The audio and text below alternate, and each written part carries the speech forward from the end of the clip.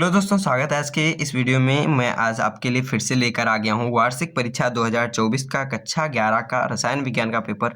और ये पेपर आज ही पेपर हुआ है और कहीं कहीं पेपर आपका स्टार्ट हो चुका है। अगर आपका एग्ज़ाम अभी तक नहीं हुआ है तो इस तरीके का आपको पेपर देखने को मिल सकता है अपने एग्ज़ाम में। तो ये पेपर बहुत ही इंपॉर्टेंट होने वाला है आपके लिए। अगर आपका अभी तक एग्ज़ाम नहीं हुआ वार्षिक परीक्षा का, तो ये पेपर आपका कक्षा 11 रसायन विज्ञान और ये पूर्णांक इसका 70 है।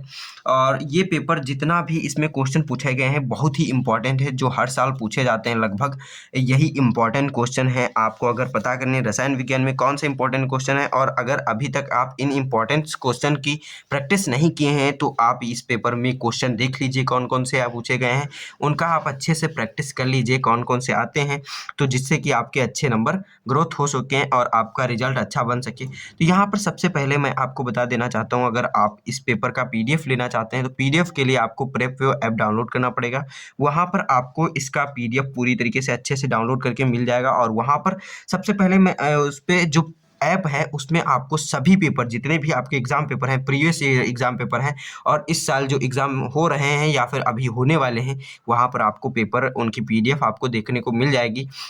और अगर आप वहाँ पर अपना पेपर अपलोड भी करना चाहते हैं तो वहाँ पर अपना पेपर आप अपलोड कर सकते हैं।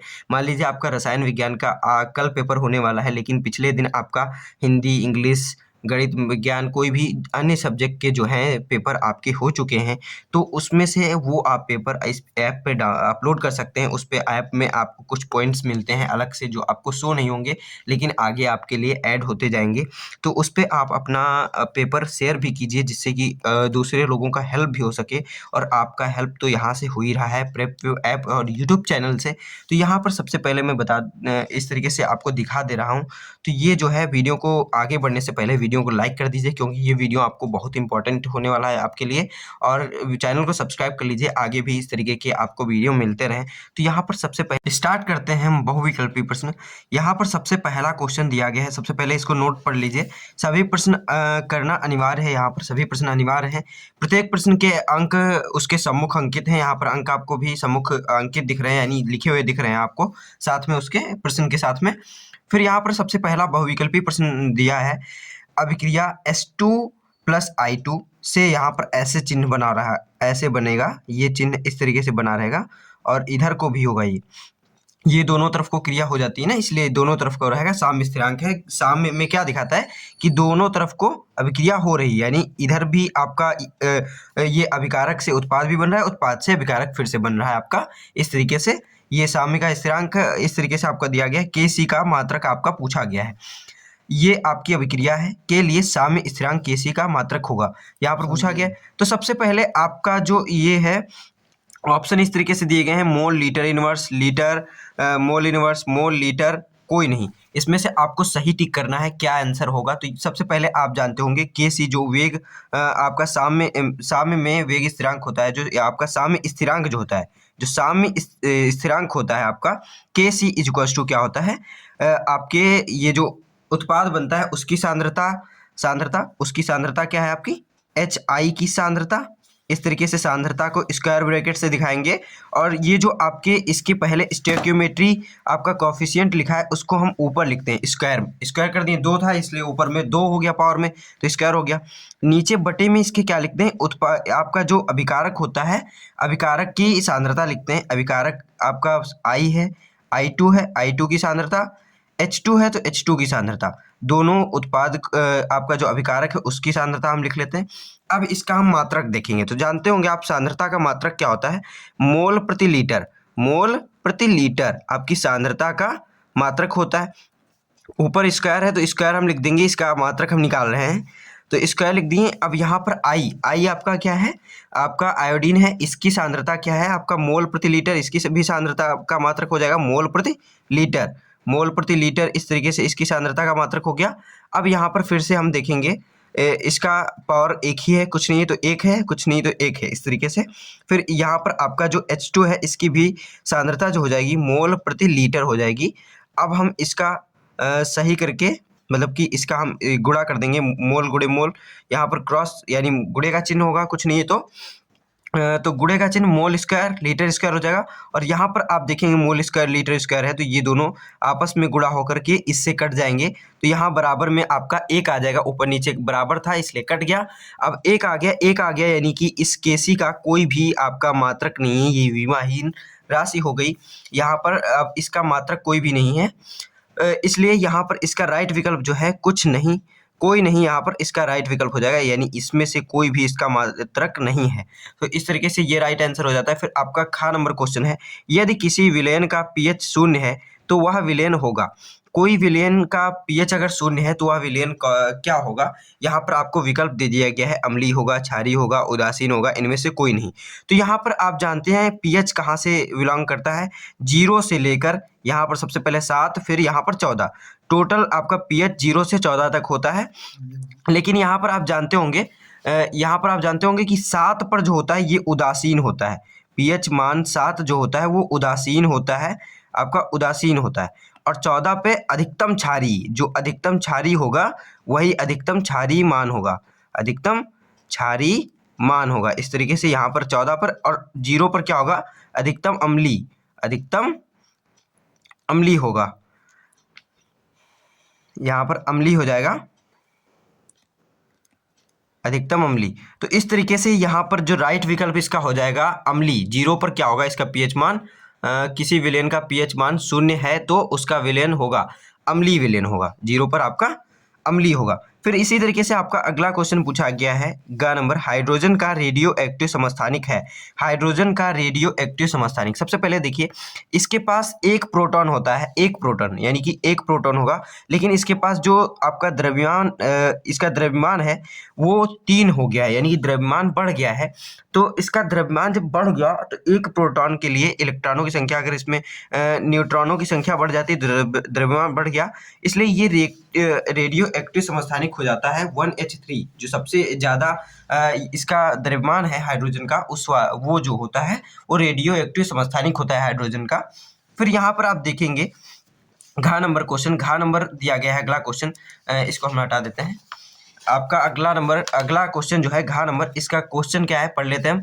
निम्न में से कौन से परमाणु क्रमांक वाले तत्व का युग्म एस ब्लॉक को दर्शाता है, यानी एस ब्लॉक के कौन सा, ये जो परमाणु क्रमांक दिए गए हैं 7 से 15, 6 से 12, 9 से 17, 3 से 4, ये आपके परमाणु क्रमांक दिए गए हैं। इनमें से कौन सा जो आपका युग्म है, ये युग्म 2 पेयर है ना, तो युग्म है, तो ये आपका कौन सा एस ब्लॉक से बिलोंग्स करता है। तो सबसे पहले आप जानते होंगे कि जो परमाणु क्रमांक होता है वो किस तरीके से आपका sp-d ब्लॉक में है स्थापित। तो आप सबसे पहले जानते होंगे कि जो हाइड्रोजन होता है सबसे पहले इधर लिखा होता है हाइड्रोजन, फिर इधर लास्ट में लिख देता है पीरियोडिक टेबल में हीलियम, हाइड्रोजन, हीलियम, लिथियम, फिर यहाँ पर आता है, फिर लिथियम के बाद बेरियम, फिर यहाँ से बोरान, आपका इस तरीके से आगे के स्टार्ट हो जाते हैं। तो यहाँ पर सबसे पहले आप जानेंगे इसका परमाणु क्रमांक 1 होता है, इसका 2 होता है, इसका 3, इसका 4। तो इस तरीके से यहाँ पर 3 और 4 का पेयर मिल गया। यहाँ पर हम सबसे पहले देखेंगे विकल्प में क्या 3 और 4 है, तो 3 और 4 है, तो यहाँ पर युग्म जो है एस ब्लॉक का है। ये क्या है, एस ब्लॉक, ये एस ब्लॉक होता है, और इसके बीच में जितना होता है डी ब्लॉक होता है, ये आपका डी ब्लॉक होता है, और ये आपका पी ब्लॉक होता है। और सबसे नीचे यहाँ पर जो सबसे नीचे दिया होता है पीरियोडिक टेबल के, ये आपका एफ ब्लॉक दिया होता है। 2 यहाँ पर लाइन होती हैं आपका एफ ब्लॉक की होती हैं, एफ ब्लॉक की। तो इस तरीके से ये आपका पीरियोडिक टेबल में जो एस ब्लॉक के परमाणु क्रमांक यहाँ पर दिए गए हैं, युग्म दिए गए हैं, वो 3 और 4 हो जाता है, ये राइट विकल्प। अब हम बढ़ते हैं अपने अगले क्वेश्चन की तरफ। तो अगला क्वेश्चन आपका पूछा गया है क्षार धातुएं संबंधित है। तो क्षार धातुएं किससे संबंधित है आपको बताना है। तो आप जानते होंगे जो आपका पीरियोडिक टेबल है, ये आपका पीरियोडिक टेबल में जो पहला ये आपका वर्ग है, और फिर यहाँ से आपका दूसरा वर्ग जो स्टार्ट है, इसमें जो आपकी धातुएं होती हैं वो आपकी क्या होती हैं, इसमें वाली क्षारीय धातुएं होती हैं, इसमें क्षारीय मृदा धातुएं होती हैं, इसमें आपकी क्षारीय धातुएं, इसमें क्षारीय मृदा धातुएं होती हैं। तो आपका जो यहाँ पर पूछा गया है क्षार धातुएं संबंधित हैं, तो यहाँ पर टिक कर देंगे आप, एस ब्लॉक से संबंधित है, एस ब्लॉक से संबंधित है। फिर इसी तरीके से आपका अगला क्वेश्चन दिया गया है 4 नंबर, धनावेशित कार्बन वाले कार्बनिक यौगिक को कहते हैं, धनावेशित कार्बन वाले कार्बनिक यौगिक को क्या कहते हैं हम, कार्बोधनायन। जब धनावेशित कार्बन समूह है, कार्बनिक यौगिक कार्बनिक समूह है, तो उसको हम क्या कह देंगे, कार्बोधनायन। इसी तरीके से आपका अगला क्वेश्चन पूछा गया है यहाँ पर दूसरा का द्रव्य अनुपाती क्रिया के नियम की व्याख्या कीजिए। द्रव्य अनुपाती क्रिया की नियम की व्याख्या करना है, तो 2 नंबर में ये क्वेश्चन है। फिर आपका इसी के आगे अगला क्वेश्चन दिया गया है, लुईस के अनुसार अम्ल तथा क्षार की परिभाषा दीजिए। 2 नंबर के क्वेश्चन है। अगर आपको इन सभी क्वेश्चन के सॉल्यूशन चाहिए, उसके लिए कमेंट में आप लिखिएगा। मैं जल्द से जल्द आपके लिए ये क्वेश्चन पेपर का फुल सॉल्यूशन वीडियो लिखित तौर पे मैं लेकर आ जाऊंगा, जो आप अच्छे से देख सकेंगे और उसमें से आप अच्छे से उसको पढ़ सकेंगे। फिर यहाँ पर और इसके पीडीएफ के लिए मैंने बता दिया है कि प्रेप ऐप पर इसका पीडीएफ आपको डाउनलोड करने के लिए मिल जाएगा। उसका लिंक डिस्क्रिप्शन बॉक्स में दिया गया है, वहाँ से आपको डायरेक्ट इसका लिंक देखने को मिल जाएगा और वहाँ से आपको पीडीएफ देख सकते हैं, डाउनलोड कर सकते हैं। फिर यहाँ पर आपका गा है लासातेलिये सिद्धांत का उल्लेख कीजिए। ये भी 2 नंबर का है। फिर इसी तरीके से आपका ये चौथा क्वेश्चन है। फिर आपका यहाँ पर तीसरा क्वेश्चन यहाँ पर स्टार्ट हो जाता है। ये भी आपके 2 नंबर के क्वेश्चन हैं और ये मैं आपको बता दूं, आप अगर उस ऐप पे अपना पेपर अपलोड करते हैं अपना नाम लिख करके, तो वो मैं आपको पेपर ज़रूर दिखाऊंगा यहाँ पर यूट्यूब चैनल पे। यहाँ पर आपका नाम भी बोला जाएगा कि आपने पेपर को अपलोड किया। जैसे कि यहाँ पर जैद भाई ने अपना पेपर अपलोड किया है, तो इस तरीके से आज ही ये पेपर हुआ है और आज ही ये पेपर उन्होंने मुझे दिया है, जो मैं आपको दिखा पा रहा हूँ और आपकी इसमें से हेल्प हो पा रही है।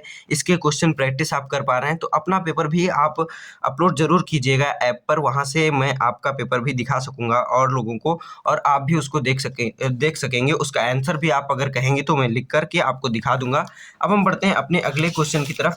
आपका अगला क्वेश्चन यहाँ पर दिया गया है, पदार्थ के सक्रिय द्रव्यमान को परिभाषित कीजिए। 400 डिग्री सेल्सियस पर किसी 2 लीटर वाले अभिक्रिया पात्र में 4 ग्राम हाइड्रोजन तथा 128 ग्राम HI आपका लिया गए हैं। इसके सक्रिय द्रव्यमान की गणना करना है। ये भी 2 नंबर का क्वेश्चन है। इसी तरीके से आपका मार्कोनिकॉफ का नियम है। आप मार्कोनिकॉफ का नियम जानते होंगे कि मार्कोनिकॉफ का नियम क्या होता है, मैं बता दे रहा हूँ। उदाहरण सहित इसको समझाना है मार्कोनिकॉफ के नियम को, तो मैं दिखा देता हूँ किस तरीके से मार्कोनिकॉफ का नियम होता है। ये मैं बता दे रहा हूँ अभी। मार्कोनिकॉफ में क्या होता है, जो आपका कोई भी असमित एल्कीन होता है, असमित एल्कीन जैसे कि जिसमें कि डबल बॉन्ड या ट्रिपल बॉन्ड लगे होते हैं कोई भी कार्बनिक यौगिक में, तो यहाँ पर देखिए CH3 CH, यहाँ पर डबल बॉन्ड CH2, इस तरीके से ये एक असमित एल्कीन है। इस पर जब हम HI या फिर हेलोजन अम्ल की क्रिया कराते हैं, जैसे X क्या है, हेलोजन परमाणु, कोई भी हेलोजन परमाणु है, तो जब इसकी क्रिया कराते हैं हम, तो क्या होता है, ये जो हेलोजन परमाणु है उस कार्बन के पास लगेगा जाके जिसके पास हाइड्रोजन परमाणु की संख्या कम होगी, और ये हाइड्रोजन सबसे बड़ा गद्दार होता है। ये इसको आप गद्दार यहाँ पर मार्कोनिकॉफ के नियम में कह सकते हैं। जैसे कि जिसके पास हाइड्रोजन की कमी है उसके पास ना जाकर ये हाइड्रोजन परमाणु उस कार्बन के पास जाएगा जिसके पास हाइड्रोजन परमाणु की अधिकता है, यानी ज़्यादा है हाइड्रोजन परमाणु, उसके पास जाएगा। तो ये ज़्यादा किसके पास है, इसमें ये बंध जब टूटेगा तो इसका एक बंध खाली होगा जिससे कि हाइड्रोजन जुड़ेगा आके, और ये बंध टूटा, इसका एक आपका बंध खाली होगा जिससे हेलोजन परमाणु जुड़ जाएगा आके। ये आपका क्या कहता है, मार्कोनिकॉफ का नियम। तो इसका मैं बना के दिखा दे रहा हूँ। CH3 CH, यहाँ पर आपका हेलोजन परमाणु जुड़ जाएगा और यहाँ पर फिर एक बंध बचा, एक बंध टूट चुका है, CH2, फिर यहाँ पर ये जो H है, ये H यहाँ पर जुड़ जाएगा, यहाँ पर H जुड़ जाएगा इस तरीके से।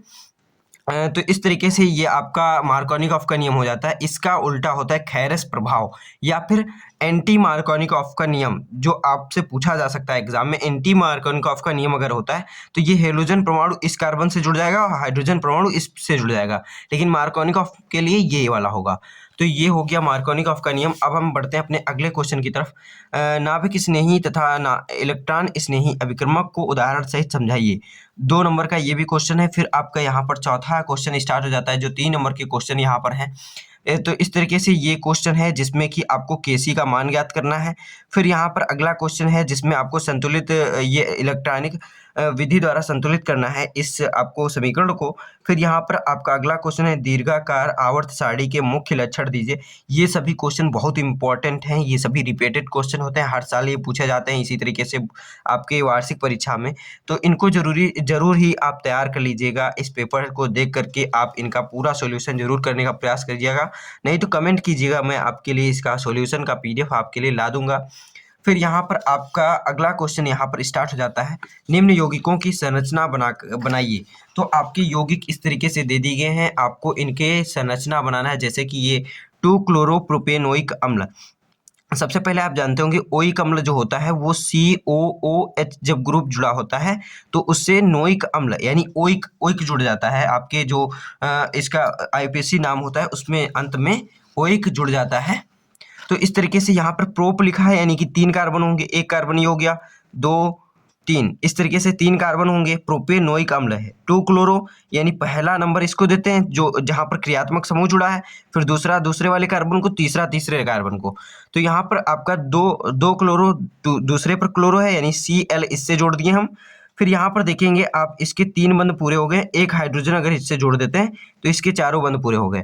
फिर यहाँ पर इसमें देखेंगे एक बंध लगा हुआ है, अब 3 के लिए H3 जोड़ देते हैं इसके लिए।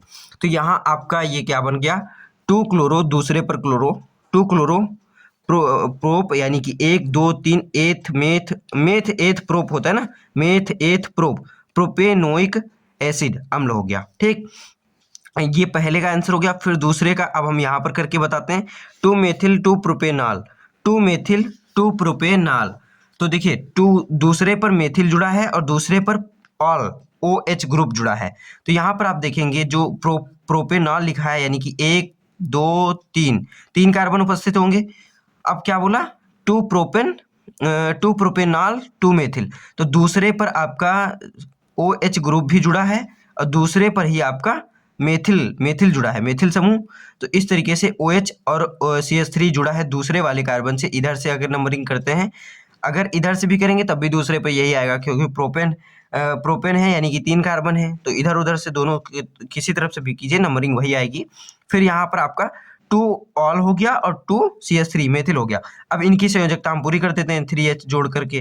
तो इस तरीके से आपका ये हो गया 3 मेथिल 3 आपका ये दूसरे पे है ना, तो 2 मेथिल 2 प्रोपेनॉल, इस तरीके से आपका प्रोपेनॉल हो गया। क्या, 2 मेथिल आराम से 2 मेथिल 2 प्रोपेनॉल, इस तरीके से आपका इसका आंसर हो जाता है। फिर इसी तरीके से आपका अगला क्वेश्चन दिया गया है 7 नंबर, 2,3 डाई मेथिल पेंटेनल। तो 2,3 डाई मेथिल पेंटेनल है यानी कि CHO समूह जुड़ा होगा। ठीक है, अब यहाँ पर दूसरे पर और तीसरे पर मेथिल समूह जुड़ा है, 2,3 डाई मेथिल पेंटेनल। तो दूसरे सबसे पहले समझिए पेंटेनल है यानी कि 5 कार्बन होंगे, पहला कार्बन ये, दूसरा, तीसरा, चौथा, फिर पांचवा, 5 कार्बन है।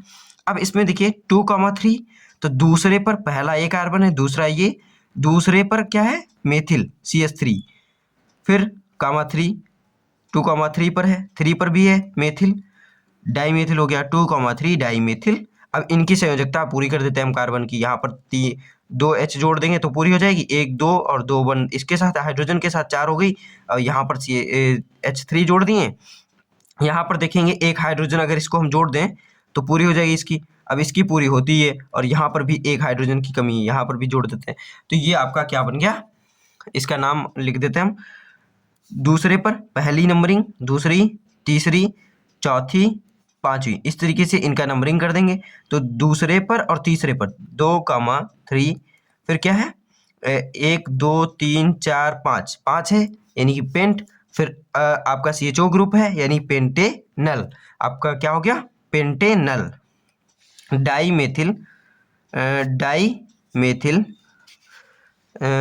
मेथिल आपका इस तरीके से लिख देंगे, फिर पेंटेनल, ये आपका इसका राइट आंसर हो गया। इस तरीके से आप लिख लेंगे। फिर आपका अगला क्वेश्चन इसी में दिया गया है, 5वां 4 नंबर का क्वेश्चन यहाँ पर स्टार्ट हो चुका है। 4 नंबर का क्वेश्चन, निम्न का IUPAC नाम लिखिए। यहाँ पर आपको IUPAC नाम लिखना है इन सभी का। तो IUPAC नाम के लिए क्या करेंगे, आपको मैं दिखा दे रहा हूँ अभी। यहाँ पर सबसे पहले इनमें नंबरिंग कर लीजिए, इस पे जिस तरीके से किया गया है 1 2 3 4 5, ये आपके 5 कार्बन है। तो नंबरिंग यहाँ से सबसे पहले क्रियात्मक समूह देखते हैं, कौन सा क्रियात्मक समूह लगा है, OH लगा है यानी ऑल जुड़ेगा। यहाँ पर आपका 5 कार्बन है तो 5 के लिए पेंट हो जाता है। ठीक है, अब दूसरे पर मेथिल है, ठीक है, तो यहाँ पर 2 मेथिल पेंटेनॉल हो जाएगा। इसका आंसर क्या हो जाएगा, 2 मेथिल पेंटेनॉल, इस तरीके से इसका आंसर हो जाएगा पहले का। ठीक, अब दूसरा क्या क्वेश्चन है, दूसरा भी देखते हैं। दूसरा क्वेश्चन देख लेते हैं हम। यहाँ पर इस तरीके से आपका दिया गया है क्वेश्चन। तो पहला कार्बन ये क्रियात्मक समूह वाला हो जाता है, पहला कार्बन, फिर दूसरा कार्बन ये हो जाता है उसके साइड वाला, फिर उसके साइड वाला तीसरा, फिर चौथा, इस तरीके से लंबी चेन देख लेते हैं। तो 5 कार्बन इस तरीके से जुड़े हुए हैं। फिर ये आपके साइड चेन जुड़ी हुई हैं, 2 मेथिल जुड़ी हैं दूसरे पर। तो इसको क्या करेंगे, इसका नाम लिखने के लिए, दूसरे पर जुड़ा है ना मेथिल, तो 2,2, 2 मेथिल है इसलिए दोनों का नंबरिंग कर दिए, 2,2 डाई मेथिल है, समूह है तो मेथिल लिख देंगे, डाई मेथिल, 2,2 डाई मेथिल। फिर आपका पेंटेनल, CHO ग्रुप यानी पेंटेनल, इस तरीके से इसका नाम लिख देंगे। ये आपका हो जाता है इसका नाम, IUPAC नाम। फिर आपका अगला क्वेश्चन दिया गया है यहाँ पर सा नंबर, इसका सा नंबर हम लिख लेते हैं। यहाँ पर देखेंगे ओइक एसिड यानी कि COOH आपका ओइक जुड़ा हुआ है, COOH कार्बनिक समूह आपका जुड़ा है, क्रियात्मक समूह यहाँ पर जुड़ा हुआ है। तो पहला नंबर इसको, दूसरा इसको, तीसरा इसको, फिर चौथा इसको। यहाँ पर आप देखेंगे चौथा इसको भी दे सकते हैं, वो आपका तीसरे पर आपका मेथिल समूह आ जाएगा। अगर यहाँ पर इसको चौथा देंगे तो ये तीसरे पर ये मेथिल हो जाएगा, मेथिल समूह हो जाएगा। तो किसी को भी आप नंबर दे सकते हैं यहाँ पर इन दोनों में। तो यहाँ पर पहला हो गया, तो ओइक एसिड है, ये आप जान गए हैं, ठीक है। फिर यहाँ पर इसके नाम के लिए क्या करेंगे, नाम यहाँ पर लिख के मैं दिखा दे रहा हूँ। यहाँ पर क्या हो जाएगा, ओइक लास्ट में लग जाएगा, तो यहाँ पर 3 मेथिल, तीसरे पर क्या है, मेथिल, साइड चेन में क्या लगा हुआ है, मेथिल लगा हुआ है। फिर मेथिल आपका